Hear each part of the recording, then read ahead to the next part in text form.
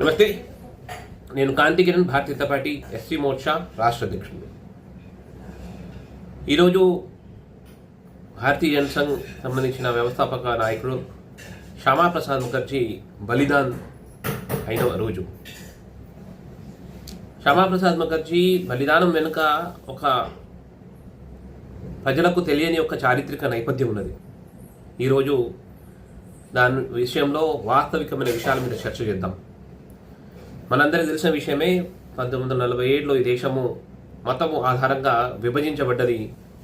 అది అటు పాకిస్తాన్, ఇటు హిందుస్థాన్.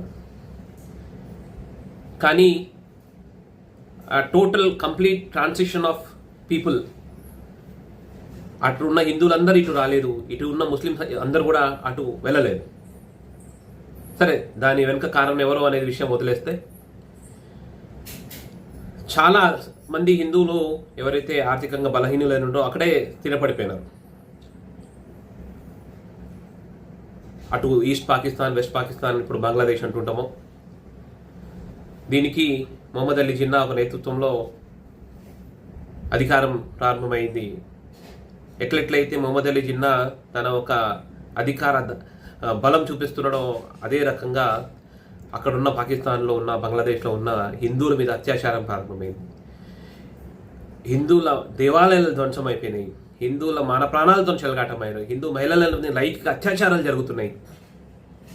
ఇవన్నీ వాస్తవానికి ఏదైతే పాకిస్తాన్కి భారతదేశానికి మధ్యలో అంతరాష్ట్రీయ వేదిక మీద ఏదైతే ఒప్పందం జరిగిందో, మతం ఆధారంగా ఈ దేశం విభజించబడ్డది. ఎవరైతే హిందువులు అక్కడ ఉన్నారో వాళ్ళని భద్రంగా కాపాడాలి అని రెండు దేశాలు, ఎవరైతే ముస్లింలు ఇక్కడ ఉన్నారో ఈ దేశం, భారతదేశం ఈ ముస్లింలను కాపాడాలి అని పరస్పర ఒప్పందాలు జరిగినాయి. అయినా కూడా ఎవరు కూడా ఆ ఒప్పందాన్ని పట్టించుకోలేదు. దుర్మార్గంగా అక్కడున్న పాకిస్తాన్లో ఉన్న, బంగ్లాదేశ్లో ఉన్న హిందువుల మీద దుర్మార్గమైన అత్యాచారాలు జరుగుతుంటే ఆ అత్యాచారాలని చూసి ఆవేదన చెంది అప్పటి నెహ్రూ మంత్రిత్వ శాఖలో ఉన్న ఒక నాయకుడు శ్యామాప్రసాద్ ముఖర్జీ ఎన్నో సందర్భాలల్లో పండిత్ జవహర్లాల్ నెహ్రూకి చెప్పడం జరిగింది, రెండు దేశాల మధ్యలో ఏదైతే అంతరాష్ట్రీయ వేదిక మీద ఒప్పందం జరిగినాయి, అక్కడ ఉన్న హిందువుల మీద అత్యాచారాలు జరుగుతున్నాయి, దాని వ్యతిరేకంగా మాట్లాడాలి అని అంటే పండిత్ జవహర్లాల్ నెహ్రూ ఏ రోజు కూడా దాన్ని ఆపే ప్రయత్నం చేయలేదు. పోగా కాశ్మీర్కి ఒక ప్రత్యేకమైన హోదా, కాశ్మీర్కి ఒక ప్రత్యేకమైన హోదా ఇచ్చి దాన్ని ఆర్టికల్ 370 అమలు చేసిన తర్వాత భారతదేశం నుంచి కాశ్మీర్ని విడదీసేది ఒక ప్రయత్నం ఏదైతే జవహర్లాల్ నెహ్రూ చేసింది కదా, దాన్ని వ్యతిరేకించుకుంటా శ్యామాప్రసాద్ ముఖర్జీ స్పష్టంగా ఒక నినాదం ఇవ్వడం జరిగింది. ఏక్ దేశ్ మే దో విధాన్, దో ప్రధాన్, దో సంవిధాన్ నహీ చలేంగే అని శ్యామాప్రసాద్ ముఖర్జీ ఎన్నోసార్లు గర్జించి అనడం జరిగింది. ఒక దేశంలో రెండు సంవిధానాలు, రెండు చిహ్నాలు, రెండు జెండాలు ఉండరాదు అని వారు ఎంతో గట్టిగా అంటే దాన్ని పండిత్ జవహర్లాల్ నెహ్రూ ఏమాత్రం కూడా దాన్ని పట్టించుకోలేదు. కాశ్మీర్ భారతదేశంలో భూభాగము, కానీ అక్కడికి పోవాలంటే ఇక్కడున్న వాళ్ళందరూ కూడా కాశ్మీర్ పోవాలంటే పర్మిట్ తీసుకోవాలి. స్పష్టంగా శ్యామాప్రసాద్ ముఖర్జీ చెప్పిండు, కాశ్మీర్ అనేది భారతదేశంలో ఒక అభిన్నమైన భాగము, ఎవరైనా సరే స్వేచ్ఛగా కాశ్మీర్కి పోవచ్చు అని గర్జించి శ్యామాప్రసాద్ ముఖర్జీ మే 11, 1953లో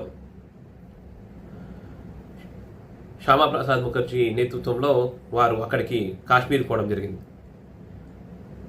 దుర్మార్గంగా కాశ్మీర్ ప్రవేశించగానే అక్కడ కాశ్మీర్లో ఉన్న ప్రభుత్వము వారిని అరెస్ట్ చేసి అనుమానాస్పదమైన పరిస్థితిలో వారిని ఒక బంగ్లాలో జైలులాగా మార్చి దాంట్లో పెట్టి, దాదాపు వారి ఆరోగ్యం క్షీణిస్తుంది అని తెలిసి కూడా చాలామంది శ్యామాప్రసాద్ ముఖర్జీకి సంబంధించిన కుటుంబం వాళ్ళు చెప్పడం జరిగింది, పండిత్ జవహర్లాల్ నెహ్రూ వారి గురించి ఒకసారి కాశ్మీర్ వాళ్ళతో మాట్లాడి వారిని కాపాడండి అంటే కూడా పండిత్ జవహర్లాల్ నెహ్రూ ఏ రోజు పట్టించుకోలేదు.